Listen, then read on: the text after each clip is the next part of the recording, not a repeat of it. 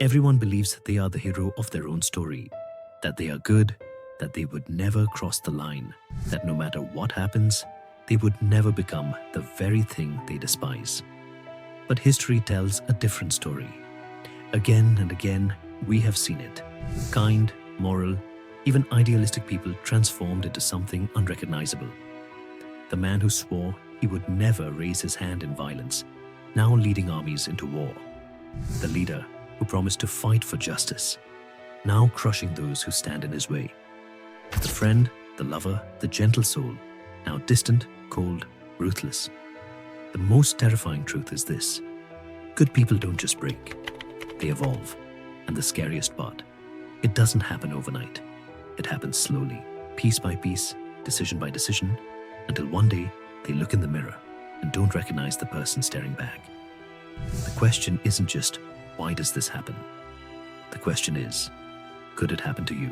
There's a reason why the fall from grace is rarely noticed while it's happening. It doesn't begin with a grand betrayal or a single catastrophic decision. It starts subtly. Small compromises, quiet justifications, a shifting of moral boundaries so slight that it feels almost natural. A person tells themselves they're only bending the rules just this once.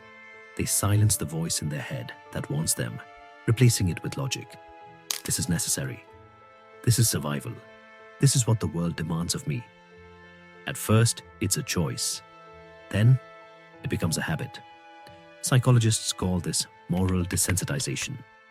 Each time a person crosses a line, that line moves further away. What once seemed unthinkable now seems understandable. What once felt wrong now feels like strategy. The weight of guilt that once sat on their shoulders becomes lighter, easier to ignore, until it disappears entirely. And in its place, a new mindset, a new set of rules, a new version of themselves. One that is colder, sharper, and far more willing to do what must be done. History is filled with examples of this transformation. Revolutionaries who fought against oppression, only to become the very oppressors they once despised. Leaders who began with noble intentions, only to end their lives in disgrace, drowning in corruption and paranoia. Ordinary men and women who, when given power, found themselves consumed by it. But is it really power that corrupts? Or does it simply reveal who we've been all along? No one wakes up and decides to become a monster. No one thinks they are the villain. Every dictator, every tyrant, every person who has ever done something unthinkable had a moment in their past where they believed they were doing the right thing. That's the danger. The worst transformations don't happen with force. They happen with justifications. At first, it's about necessity. A good person is pushed into a difficult situation, one where the rules they followed no longer work. Maybe they're betrayed, maybe they're abandoned. Maybe they suffer a loss so great that the world itself stops making sense.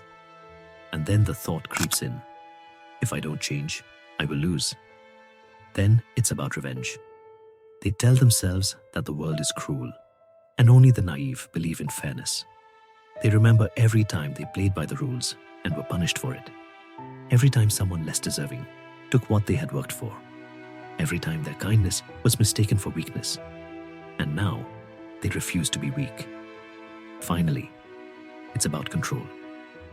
When they were good, they had no power. They were at the mercy of others, of those who lied, who cheated, who took what they wanted without hesitation. But now, they see clearly. They understand the game. And they swear to never be a victim again. This is how the transformation happens. Not with rage, but with reason.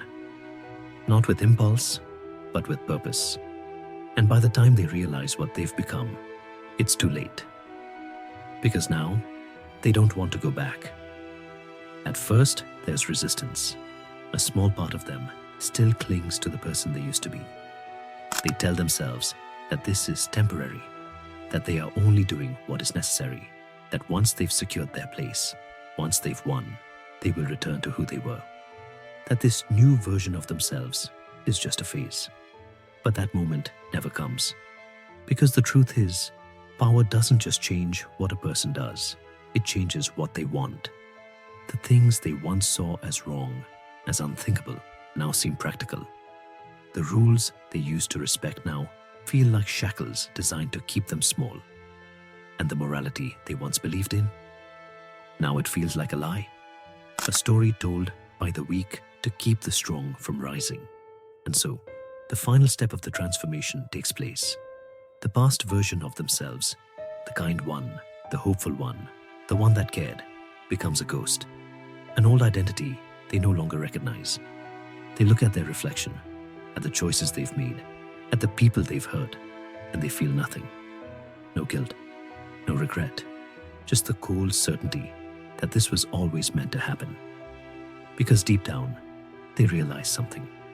It wasn't the world that changed them. It was them finally seeing the world for what it truly is.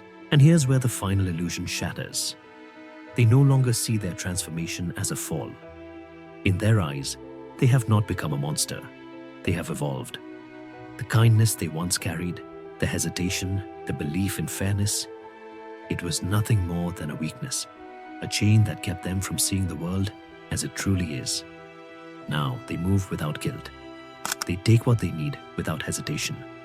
They no longer question their actions, because to them, there is no longer a question. The old self, the one that doubted, that hesitated, that wanted to do the right thing, is dead. And they were the ones who killed it. But something lingers beneath it all, a shadow of what once was, a whisper of the past self, buried deep but not entirely gone. Because no matter how much they tell themselves they have risen, no matter how much they justify what they've done, there is always a price. Somewhere in the depths of their mind, they know that the moment they stepped over the line, they lost something they can never get back. And when the world finally goes silent, when there is no one left to fight, when they are standing at the peak of everything they built, there will come a moment, a brief, fleeting moment, where they realize they are alone.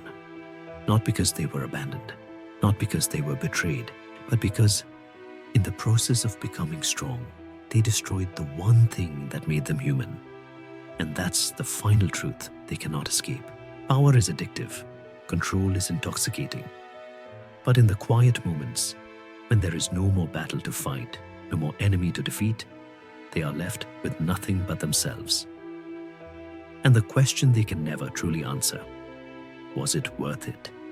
They have everything they once thought they needed: strength, dominance, the absence of fear. They have reshaped their world in their own image, untouchable, unstoppable. But in the process, they have sacrificed something they can never reclaim: trust, connection. The ability to feel without calculation, to act without suspicion, to care without restraint. Because once someone crosses the line, there is no return. There is no way to unsee the world for what it is. No way to erase the knowledge that kindness is dangerous, that fairness is an illusion, that hesitation is a weakness. And so they tell themselves the only thing left to believe: this was always the way things were meant to be. And yet, deep down, buried beneath the layers of armor, past the years of rationalization, beyond the cold logic they now live by, there is something else. A quiet, lingering thought, a distant voice, one they have long silenced, a whisper from the person they used to be. And that whisper, no matter how faint, never truly disappears, because deep down, they know, no matter how much power they have gained, no matter how strong they have become, they lost something along the way, something no amount of control, wealth, or dominance can ever bring back. But by the time they realize it, it's too late. Because the truth is, once you cross the line, you don't get to decide whether or not you come back. You don't get to unmake the choices. You don't get to reverse the damage. You don't get to wake up one day and return to the person you used to be. That person is gone. And that is the real tragedy. Not the fall itself, but the realization that there is no way home. So the question is not just, why do good people become monsters? The question is, if it were you, Would you even realize it was happening? Or would you, like so many before you, believe that you were simply doing what had to be done? If this video made you think, leave a comment below. Tell me, where do you draw the line? What would it take for you to change? The world is not as simple as we'd like to believe, and sometimes the difference between good and evil is nothing more than a matter of perspective.